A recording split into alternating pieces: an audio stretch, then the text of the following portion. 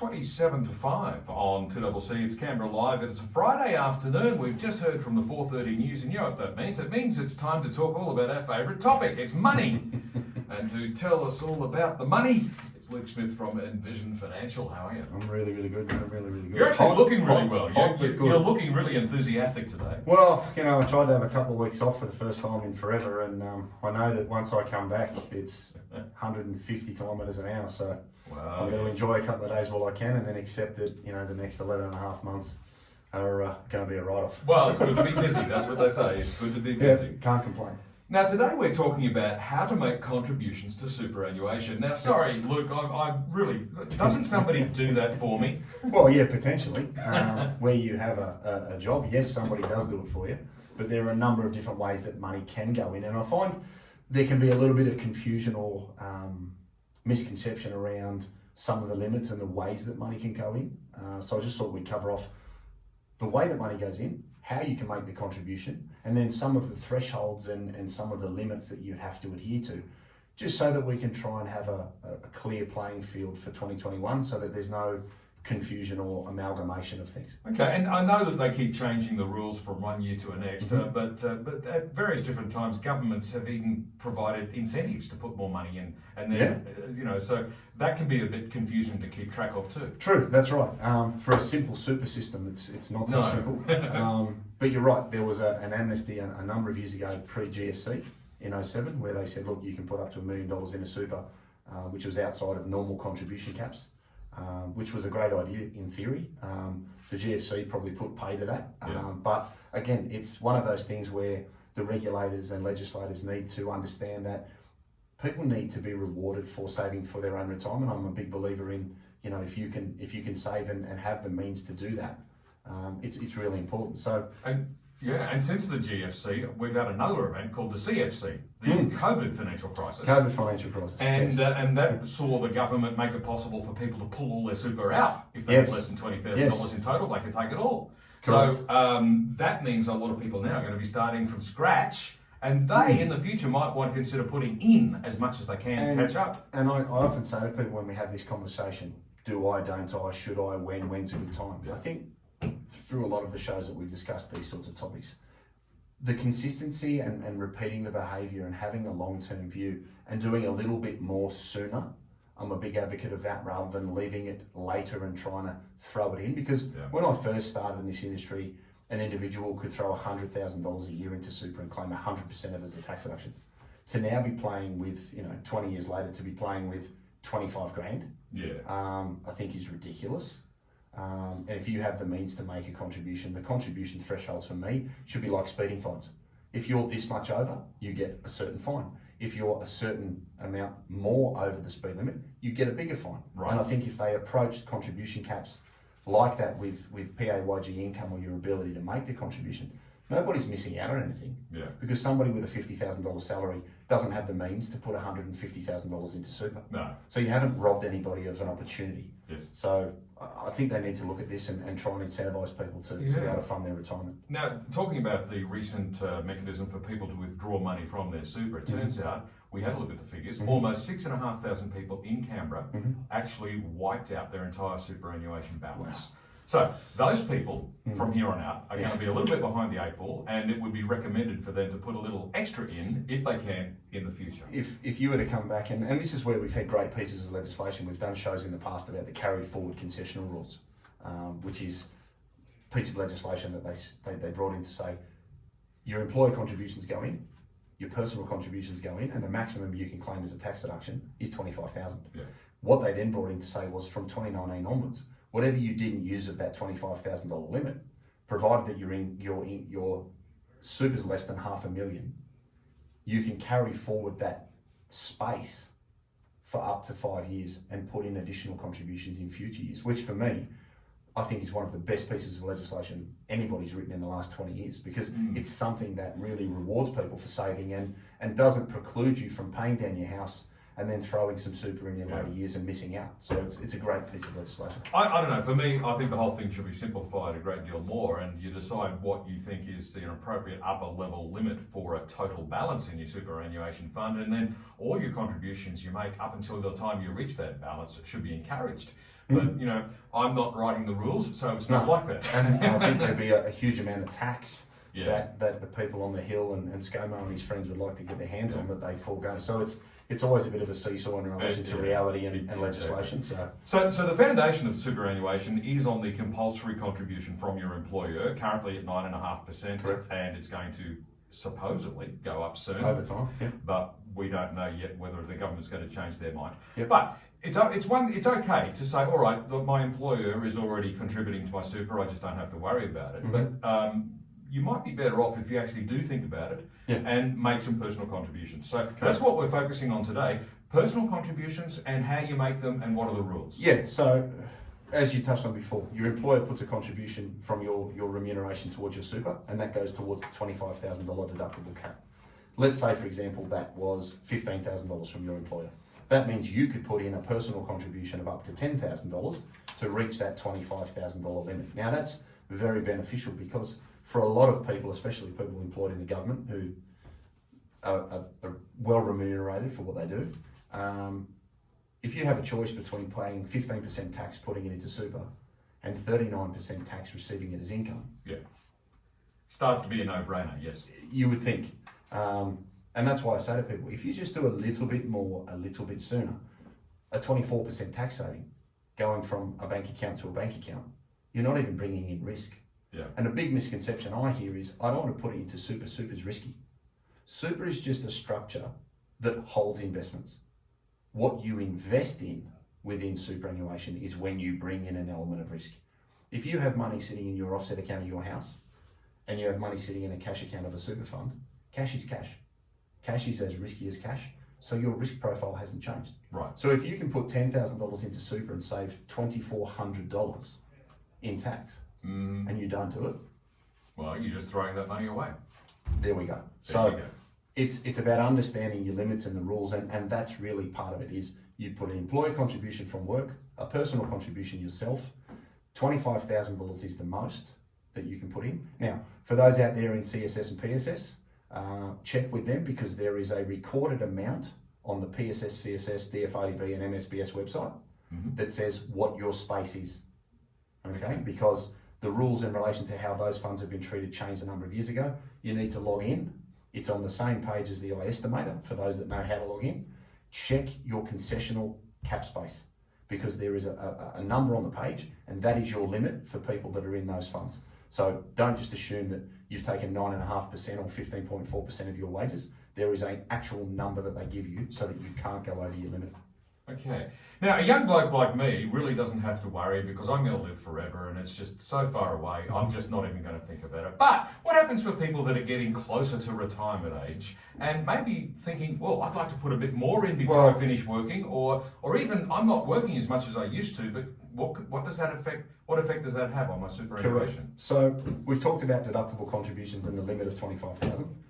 Another form of contribution is a non-concessional or non-deductible contribution. That's where you take money that you have in your hot little hand, your offset account, your investment property or the lotto, wherever you get it from, and you put that into superannuation. Now, because you've already supposedly paid tax on the money that you've saved, you don't pay any tax putting that money into superannuation. So as you approach retirement age, a lot of people say, well, I want to maximise the value of my super fund because then I can start a tax-free pension in most instances and pay nothing on the earnings and nothing on the money coming out to me where you've made a non-concessional contribution or you're over the age of 60. So a non-concessional contribution limit is $100,000 a year, which is completely separate to the $25,000 concessional cap where you're claiming a deduction. So 25 to claim a deduction, 100,000 where no deductions claimed. Now the kicker for people approaching retirement, let's say you sold a house, let's say you won the lotto, let's say you inherited some money. You can put in one lump sum contribution, which is equal to 3 years of the $100,000 cap, where you don't claim a tax deduction. So in other words, up to $300,000. Correct, but that then locks you out for the other 2 years. Yeah. Correct, for that time frame where you would have otherwise used those thresholds. So that's a great way for people approaching retirement to start either downsizing assets, downsizing homes, selling non-superannuation assets, and moving them into superannuation and potentially buying them back or reallocating your funds.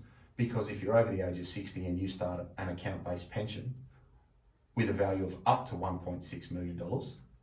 Everything that comes out is tax-free, and everything inside that fund is tax-free. So there's a lot of benefits from a tax standpoint to maximising the amount of income that you have coming out of a pension. And these two contribution strategies are very good ways to build up the balance from which you'll draw an income stream in the future. And you mentioned there the age of 60. Now, somebody else just recently mentioned that to me as well. So when you hit the age 60, there's new opportunities that open up to you in respect of what your choices are for superannuation. Well, the funds are the same. Yeah. However, the access rules are potentially different because from age 60, where you've met a condition of release, where you say, I've retired from the workforce, a form of employment, and I do not intend to return, you can then access the money that you have in your superannuation. And that's what we call moving from accumulation phase to pension phase. Right. Now, you can take all of the money out in one go where you've met specific conditions of release, or you can use the transition to retirement rules where you may still be gainfully employed, but you can take out up to a maximum of 10% of the capital value each financial year as a tax-free income, while still receiving salary and wages, which starting a pension could be a great way to maximise your deductible contributions, as silly as it sounds. Okay. So we start a pension, Yes. we take out $10,000, Yes. tax-free because we're over 60. Yes. We then, the next day, take that same $10,000, put it back into superannuation and claim a $10,000 tax deduction. Holy smoke, that's free money. Well, it's just the value of a strategy. Don't say that too loudly because the government will shut it down. They don't like loopholes. ScoMo's all right with it. He's okay with it. You've had a word. I have. So these are the sorts of strategies that people need to be aware of because, as silly as it sounds, it's not breaking the rules. It's just good strategic advice and making the most of the legislation and the thresholds that we spoke about a little bit earlier, overlaid with somebody's situation and a lot of people's need for income to live the way they want to live. Now, a lot of what we talked about has centred around people that are employed and receiving a wage or salary. But what about people running a small business? Are there things that they need to consider? So another way of getting money into superannuation is through the CGT small business concessions. And we had Reece Keevers on the show before Christmas talking about capital gains tax. And that really illustrates for a lot of people, because we had a lot of queries after that about, how to use that sort of legislation and the rules strategically. The CGT small business concessions, for those that are self-employed, have certain limits and benefits where you've sold your assets, and there are a number of stages that you can use to try and limit the amount of tax that's paid. And there are specific rollover concessions that allows you to put in up to $500,000 of your sale value to superannuation, as well as other ways to direct money to superannuation to take advantage of those pension benefits that we spoke about a little bit earlier. So self-employed people should really be engaged with their accountant to talk about using this sort of legislation in conjunction with superannuation to maximise the efficiency of their business sale, and then getting money into superannuation, taking into account the non-concessional rules, as well as the CGT small business concession caps. And everything we've been talking about today, does it make any difference if we're using a self-managed super fund, or is it all exactly the same? It's all exactly the same. A self-managed super fund is just a structure that you are the trustee of, as opposed to a superannuation fund where somebody like a Macquarie or a Colonial or an MLC, they act as the trustee, but the rules are effectively exactly the same. The thresholds don't change. The other thing I would say to people as well is, another big misconception I have is, I'm not working, I can't put money into super. Anyone can make a contribution to superannuation up to the age of 65. Over the age of 65, you need to meet the work test, which is doing 40 hours of work in 30 days. And then you can make a contribution to superannuation. So that's one of the big things I find is, I've retired, I've saved up all this money, but I can't put it into super because I don't work. Mm-hmm. Provided you're under 65, whether you're working or not has no bearing on your ability to direct money to superannuation, regardless of the fund that you're in. But that's another misconception that I hear a lot. And even after 65, if you can work for, what was it? It's 40 hours and 30 days. 30 days. So you need to work 1 week in a month. Yeah. And then you've met the rules in relation to making a contribution. And there's a recent change that says where you're under 67 and your super's less than 300,000 and you were working in the year prior, then you're able to make contributions as well, which are exempt from the work test. So it's really interesting to see the legislation continue to change and evolve, because I think people should be rewarded for funding themselves in retirement, Yes. and given the opportunity to manage their tax and their income in the way that they see fit to accumulate things that will take pressure off the social system, potentially down the track. Well, that's the idea of it all anyway. Yeah, exactly. It's 12 minutes to 5 on 2CC Canberra Live, and in this half hour I'm joined by Luke Smith from Envision Financial. Today we're talking about how to make contributions to superannuation. We'll be back with more in just a moment.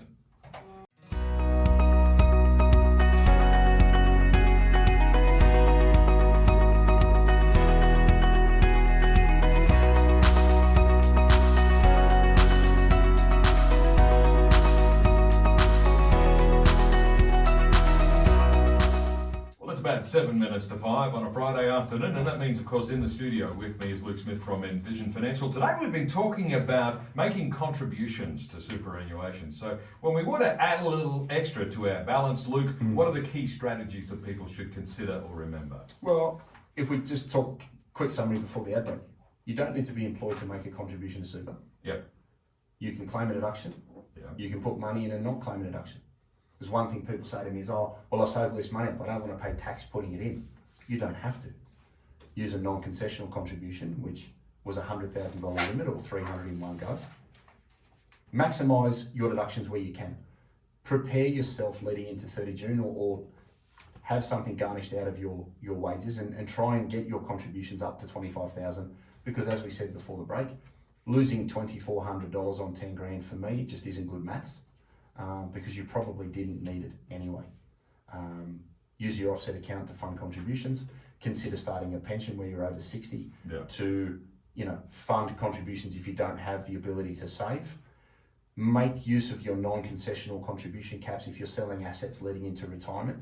And if you're self-employed, engage with your accountant well before the sale date to consider your capital gains tax, small business concessions to maximise the amount of money that you can get into superannuation.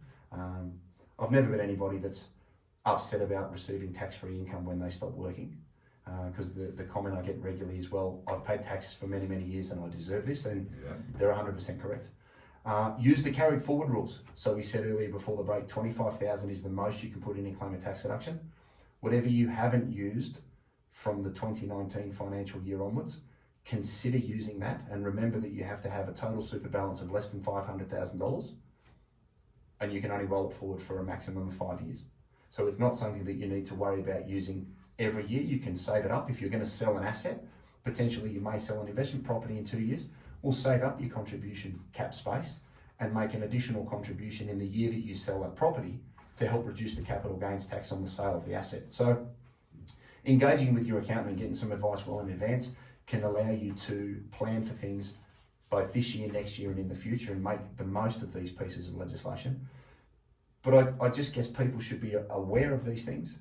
If you're unsure, check, because the last thing you want to do is get to the 27th of June and say, oh, what are my options again, and miss out on tax deductions that could save you hard-earned money to make the most of your opportunity both now and in the future. And of course, they do keep changing the rules around superannuation. They can't leave it alone. They keep tinkering. So the piece of advice that I would add is consult your financial advisor. Well, just don't leave it to chance. Too often I point something out to somebody and they look at you and you can see the cogs turning in their head, and in their head they're going, oh, I could have done this for like the last 5 years. Yeah. That's what kills you. Yeah. And they can go back and look at other shows. We've got it on the YouTube channel. We've got it on the podcast. We've touched on a number of these things in depth throughout 2020. So I'd recommend people go to our website, www.envisionfinancial.com.au. It's Envision with an E. We've got all of the podcasts from the 2020 episodes of the show. Go back there and look at the contribution rules, because we've gone back in those in depth and given strategies when people can use them, how to make the most of them. So people can't say that they don't know where to get the information from, because they can go to our website for free, pull it down, listen to it, watch the YouTube channel, and put a plan together for the balance of this financial year and into 2021 and 22. Well, you've already done half of this, but where do we get more information? Where do we get it? Remember those old ads? I don't know if you saw those. The old supermarket, I think they were IGA ads or something. Where do you get it? You might be showing my age here. Might be might be before your time. It I might don't be. know. It might But be. where do we get more information? Look, if you're unsure, you want to have a chat, just make sure you're across the rules, 6260-4749. Make an appointment, come in. I think we've got some space in March. Otherwise, we're starting to lead into April, which is quite amazing. Envisionfinancial.com.au. We've got the Knowledge Centre. There's a range of technical information there. We've got the podcast on YouTube and Spotify, on iTunes and Spotify. The Strategy Stacker, Luke Talks Money. We've got the YouTube channel, Envision Financial Canberra. You can subscribe to that. Go back and look at previous shows. You can watch it. You don't have to read anything, and I find that's how people now consume things best. Marvellous stuff. We'll catch you next Friday. See you next Friday. Luke Smith from Envision Financial on 2CC. It's 3 minutes to 5. News is next.